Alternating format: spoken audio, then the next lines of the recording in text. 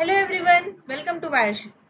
मेरा नाम है शिवावती सिंह और आज की इस वीडियो में हम बात करने वाले हैं फाइटो हार्मोन्स के बारे में। फाइटो हार्मोन्स प्लांट फिजियोलॉजी का बहुत ही इंपॉर्टेंट टॉपिक है, इसीलिए आने वाली अपकमिंग वीडियोस में भी हम different types of phyto hormones के बारे में बात करेंगे। So without wasting any time, let's start the video.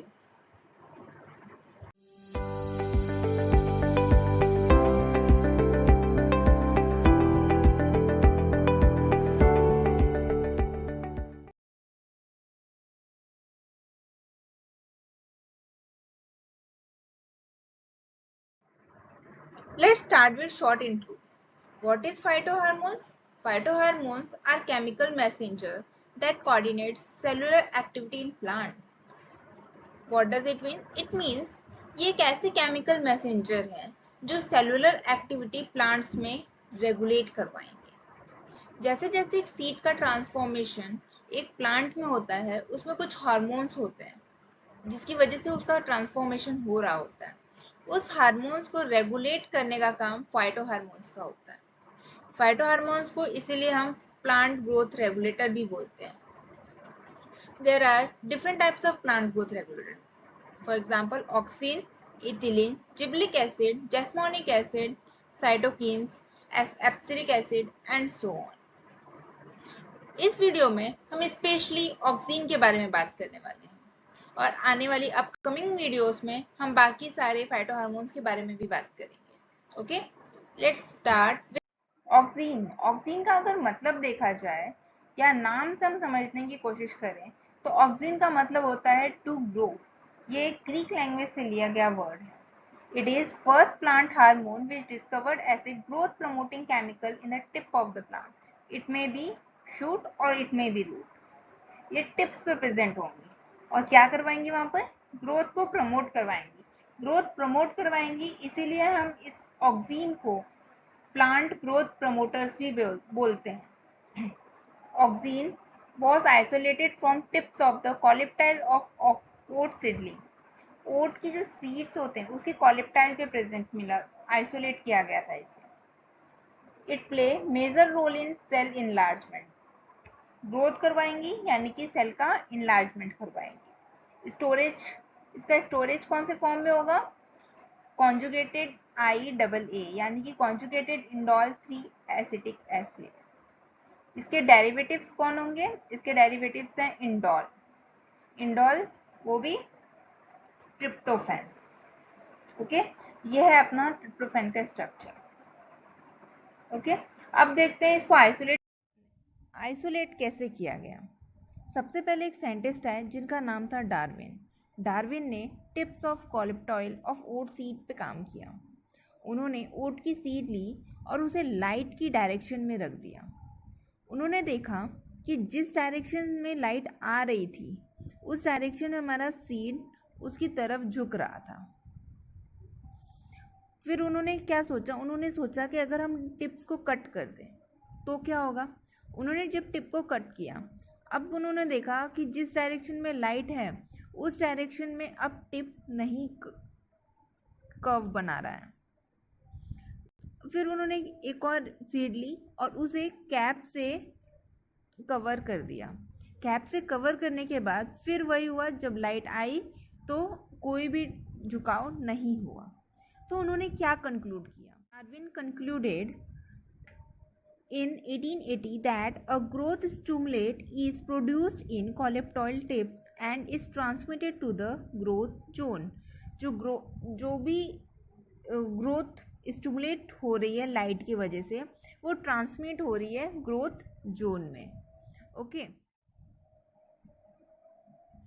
देखिए कोई भी एक्सपेरिमेंट को यूं ही साइंटिस्ट एक दो एक्सपेरिमेंट करके प्रूफ नहीं करते, उसके लिए वो लोग मल्टीपल एक्सपेरिमेंट परफॉर्म करते हैं। जैसे एक और साइंटिस्ट है जिनका नाम था पॉयसन जेनसन। इन्होंने भी सेम एक्सपेरिमेंट परफॉर्म किया बट डिफरेंट तरीके से। उन्होंने सेम वही ओट सीड लिया और उसको मिक्का सीड से कवर किया, यानी उसमें मिक्का सीड इंसर्ट किया। फर्स्ट टाइम उन्होंने डार्क साइड पे इंसर्ट किया, जिस डायरेक्शन में लाइट आ रही थी उस डायरेक्शन में ना करके उसके अपोजिट डायरेक्शन में उन्होंने कवर किया मिक्का सीड से उसे। मिक्का सीड से कवर करने के बाद जब उन्होंने मिक्का सीड से कवर किया तो उन्होंने नोटिस किया कि जो अब लाइट की डायरेक्शन में जिस डायरेक्शन से लाइट आ रही है उस डायरेक्शन में कोई कर्व नहीं बन रहा है। बट जब मिक्का सीड उन्होंने लाइट की डायरेक्शन में इंसर्ट किया, जिस डायरेक्शन से लाइट आ रही थी उस डायरेक्शन में इंसर्ट किया, तो उन्होंने नोटिस किया कि अब कर्व बन रहा है, यानी कि अब झुकाव हो रहा है। इस बात को एक और तरीके से उन्होंने प्रूफ किया। पहले उन्होंने एक टिप लिया, टिप में उन्होंने टिप को कट करके वहाँ पे जिलेटिन का इंसर्ट किया, जिलेटिन को इंसर्ट कर दिया उन्होंने। जिलेटिन को इंसर्ट करने के बाद उन्होंने अभी भी यही नोटिस किया कि एक नॉर्मल कर्व की तरह कर्व बन रहा है, एक नॉर्मल कर्व बन रहा है। ओके, इस बात से उन्होंने क्या कंक्लूड किया? इस बात से उन्होंने कंक्लूड किया, discover that the growth stimulate passes through gelatin but not through the water impermeable barrier such as mica। जब जिलेटिन से ग्रोथ पास हो सकती है, ग्रोथ पास ऑन हो सकती है, बट मिका जिसमें जो कि एक वाटर प्रीमेबल है, वाटर प्रीमेबल बैरियर है, उससे लाइट पास नहीं होगी। ओके, ये पूरा प्रूफ किया साइंटिस्ट बॉयसन जेनसन ने। इस तरीके से ये समझ में आया, साइंटिस्ट को ये समझ में आया कि कुछ ऐसे फैक्टर्स होते हैं जिसकी वजह से ग्रोथ प्रमोट होती है,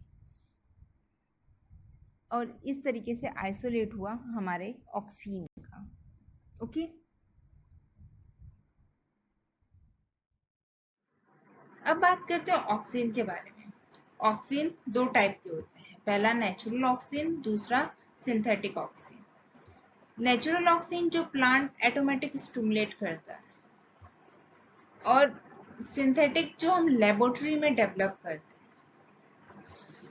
अब नेचुरल ऑक्सीन के कुछ एग्जाम्पल हैं, जैसे indole 3 acetic acid. Indole 3 acetic acid यानी IAA, ये सबसे कॉमन है ऑक्सीन जो प्लांट में स्टिमुलेट होता है। इसके अलावा IPA, IPA, PAA, CAAA ये भी यूज होता है। और सिंथेटिक हम आर्टिफिशियली क्यों बनाते हैं?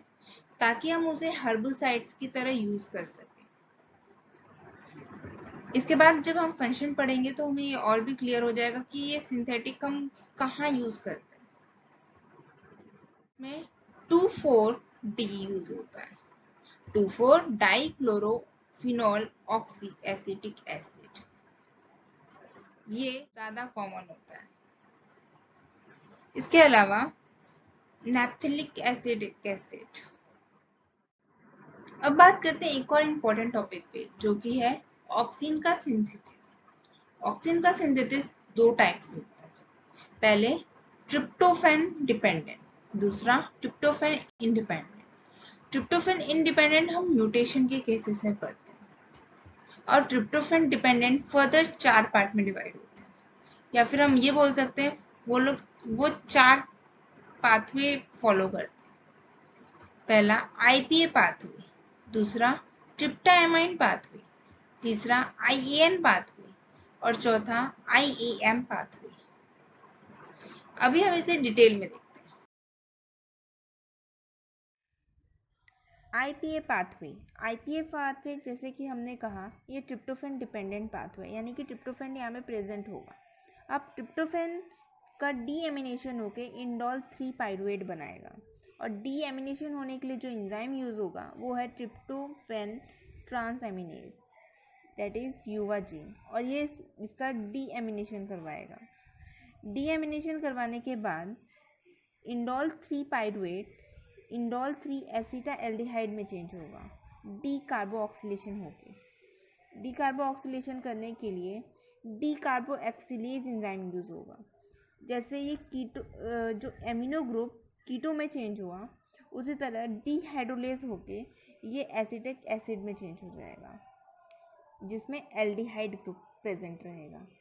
ओके, उसी तरीके से अब आता है दूसरा, दैट इज ट्रिप्टोएमाइन ग्रुप। ट्रिप्टोएमाइन पाथवे अब अगेन ट्रिप्टोफैन पे डिपेंड करेगा, बट ये भी 2 स्टेप प्रोसेस है, बट यहाँ पे प्रोसेस उल्टे होते हैं, यानी कि डी कार्बोक्सिलेशन पहले होगा, उसके बाद डी एमिनेशन, उसके बाद अगेन डिहाइड्रोलेज होके वर्किंग ऑक्सीजन पे यानी फंक्शनल ऑक्सीजन पर। ओके, उसी तरीके से आता है तीसरा, that is IAN pathway. IAN pathway 1 step process है और IAM भी 1 स्टेप प्रोसेस है। Okay, IAM is 1 step process. Tryptophan monooxygenase से इंडोल 3 एसिटामाइड में चेंज हो जाएगा और ये दोनों अगेन वर्किंग ऑक्सीजन पे कन्वर्ट हो जाएंगे। इस तरीके से ऑक्सीजन का सिंथेसिस होता है। अब बात करते हैं सिग्नलिंग मैकेनिज्म्स की। सिग्नलिंग मैकेनिज्म में सबसे पहला मैकेनिज्म यूज किया जाता है क्यूबिक्यूटिनिन प्रोटियोसोमिक डिग्रेडेशन पाथवे। क्यों? क्योंकि ऑक्सीजन का डिग्रेडेशन करवाना, और किसके थ्रू? 26X प्रोटियोसोम्स के थ्रू। इसमें जो क्यूटिनिन मॉलिक्यूल है ये है एटीपी डिपेंडेंट। एटीपी जैसे एटीपी मॉलिक्यूल आएगा तो क्यूबिक्यूटिनिन E1 के साथ जाके अटैच हो जाएगा। अब E1 इसे ट्रांसफर करेगा E2 के पास। क्यों करेगा? क्योंकि E2 के पास ऐसी प्रॉपर्टी होती है जो E3 के साथ कॉम्प्लेक्स बना सके, या फिर ये बोल लीजिए कि E2 के पास ऐसा कन्फर्मेशन होता है जो E3 में फिट बैठेगा। अब ubiquitin E2 form complex with E3 ligase. E3 यहाँ पे लाइगेज का काम करती है and the target protein. Target protein भी इसी के साथ अटैच होगा। अब the target protein is ubiquitinated by the E2 and E3 complex. E2 और E3 के कॉम्प्लेक्स की वजह से अब यहाँ पे जो टारगेट प्रोटीन है उसके ऊपर आ जाएगा क्यूबिक्यूटिनिन का चेन। क्यूबिक्यूटिनिन का चेन आने के बाद जो प्रोटियोसोम्स 26X प्रोटियोसोम्स है वो अब इसे कर देगा डिग्रेड। अब ये रेडी है 26 प्रोटियोसोम्स में जाने के लिए। The target protein is degraded by 26 proteasome. Okay, अभी तक हमने जो पढ़ा वो था ओवरव्यू। अब देखते हैं कि फाइनली अब ये काम कैसे करता है। सबसे पहले द डिग्रेडेशन ऑफ AUX और IAA रिप्रेसर, इसका जो रिप्रेसर है उसका डिग्रेडेशन करवाना है। किसके थ्रू? 26 प्रोटियोसोम्स के थ्रू। यानी कि उसके ऊपर क्या अटैच करवाना पड़ेगा? क्यूबिक्यूटिनिन, राइट। तो सबसे पहले ऑक्सीन आएगा। ऑक्सीन किससे जाके अटैच हो जाएगा? AUX या फिर IAA के साथ। ये रिप्रेसर है, इसके साथ अटैच होगा। और ये किसके साथ अटैच होगा? ये अटैच होगा हमारे F बॉक्स के साथ या फिर SCF के साथ। SCF क्या है? यानी एंजाइम 3 लाइगेज। ठीक है, अब एंजाइम 3 लाइगेज के साथ अटैच हुआ। अब यहाँ पे जो F बॉक्स प्रोटीन होता है ऑक्सीन का, सबसे इंपॉर्टेंट पॉइंट है ये। F बॉक्स जो प्रोटीन होता है वो है TIR1। ये यहाँ पे ऑक्सीन का F बॉक्स प्रोटीन है। अब एंजाइम 1 आएगा, फिर एंजाइम 2 आएगा क्यूबिक्यूटिनिन के साथ, और ये जो कॉम्प्लेक्स बना है ऑक्सीन, रिप्रेसर और जो F बॉक्स का, इस सारे बॉक्स को डिग्रेड करेगा, 26 प्रोटियोसोम्स में भेज देगा ताकि ये डिग्रेड हो जाए। Okay,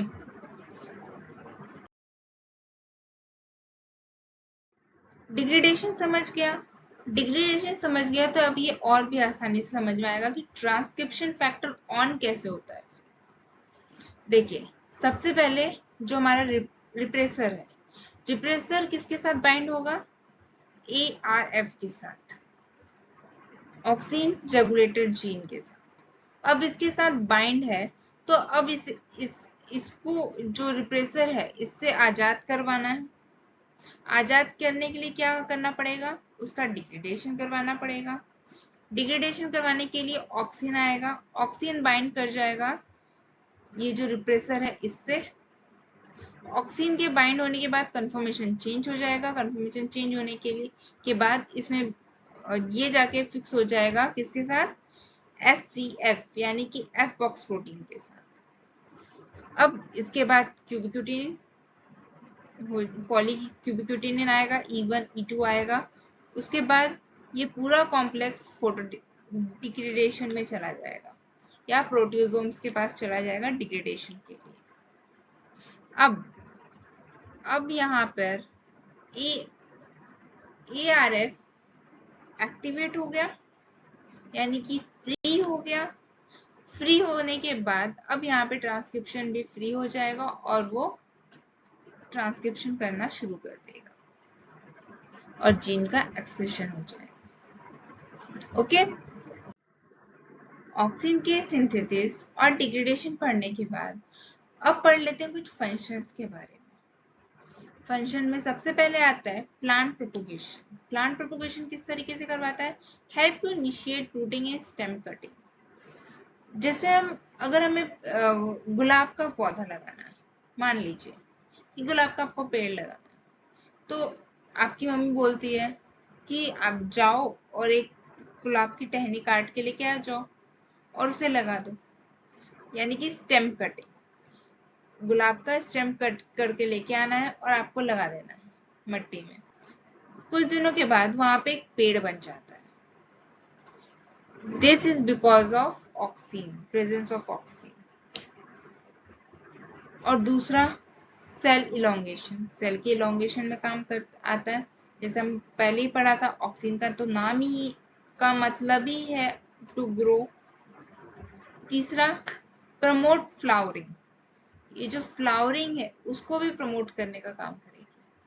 promote abscission, abscission means to help to prevent fruit and leaves drop earlier stage. जो अभी सेनिसेंस के पास नहीं पहुंचे हैं वैसे लीव्स और फ्रूट को अभी वो प्रिवेंट करती है ताकि वो ड्रॉप डाउन ना हो जाए। बट ऑल्सो प्रमोट्स द एब्सिसेंस, ये प्रमोट भी कर सकती है एब्सिसेंस को। कब, जब वो मैच्योर लीव्स के पास में जाए।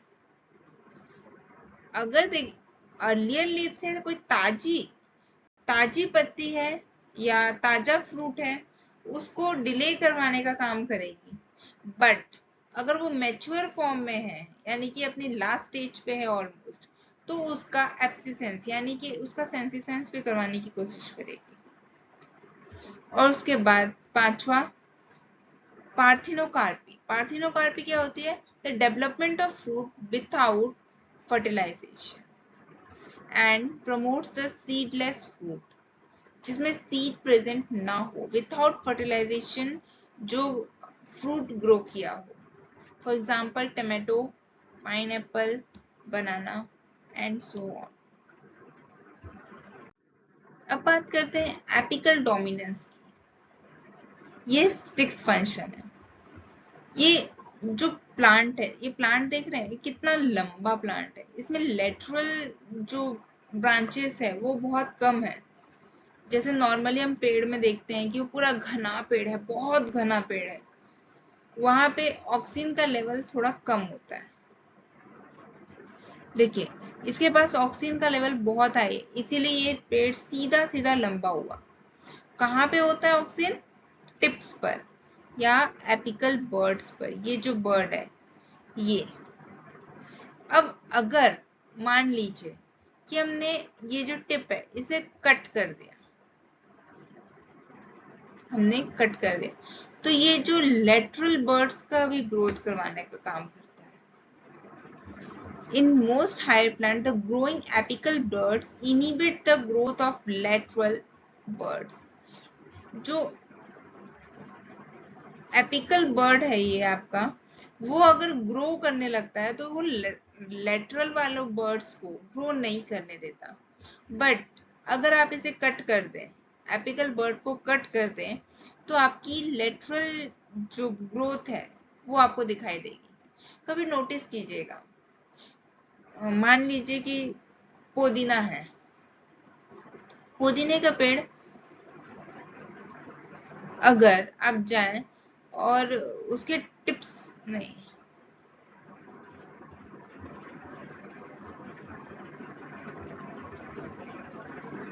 मान लीजिए कि एक शोकेस का फ्लावर है, बहुत सारे शोकेस में लगे रहते हैं, right.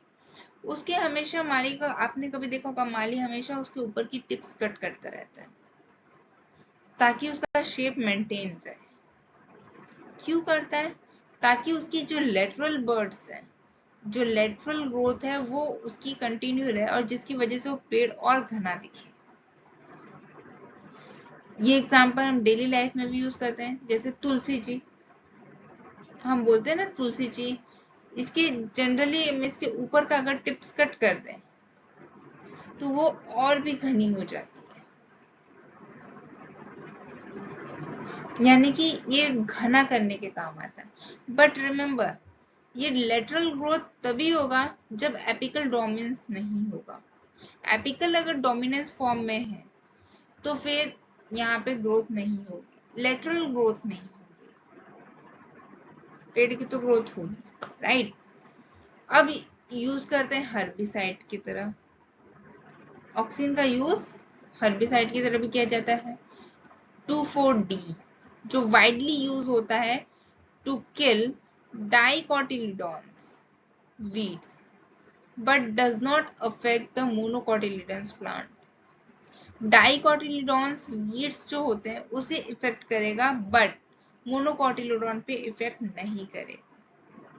It also use to prepare weed free lawn by gardener. जो गार्डन्स में है, देखते हैं घास लगाया जाता है कि जो गार्डन अगर किसी का छोटा मोटा गार्डन हो तो वहाँ पे घास लगाया जाता है, उस घास में कोई वीड्स ना आ जाए, यानी अनचाहे जो पेड़ पौधे हैं, चाहे अनचाहे घास वहां पे ना ग्रो करे, उसके लिए हम हर्बिसाइड्स यूज करते हैं। उसमें भी रोल ऑक्सिन का ही होता है। Auxin also control the xylem differentiation and help in cell differentiate. ये जाइलम का डिफरेंशिएशन करवाने में भी हेल्प करता है।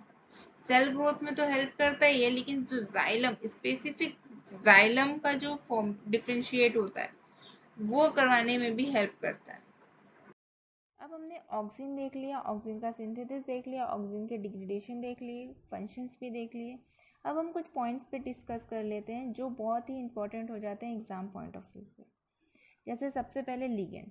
लिगेंड कौन प्ले करता है? लिगेंड का रोल ऑक्सिन, राइट। उसके अलावा रिसेप्टर। रिसेप्टर कौन कौन से हैं यहाँ पे? 3 रिसेप्टर हैं। कोई भी एक रिसेप्टर जाके बाइंड कर सकता है, जैसे TIR यानी ट्रांसपोर्ट इनिबिटर रिसेप्टर 1, ABP यानी कि auxin binding protein 1, AFP auxin factor binding, right. Inhibitor कौन से हैं यहाँ पे? AUX या फिर इंडोल 3 एसिटिक एसिड। इसके अलावा ट्रांसक्रिप्शन फैक्टर कौन से हैं यहाँ पे? ARF यानी कि ऑक्सिन रिसेप्टर फैक्टर या ऑक्सिन रेगुलेटर फैक्टर। सिग्नलिंग कौन से सिग्नलिंग यूज होते हैं? 26X प्रोटीलोज सिस्टम, प्रोटीलाइज सिस्टम, या फिर हम इसे बोल सकते हैं 26X proteasomic. That's all for today's video. और अगर आपको वीडियो हेल्पफुल लगी हो तो लाइक कीजिएगा, और अगर आपने अभी तक सब्सक्राइब नहीं किया है तो सब्सक्राइब भी कर लीजिए। बेल आइकन को जरूर से प्रेस कीजिएगा ताकि आपको नोटिफिकेशन मिल सके। Thank you friends, thank you for watching.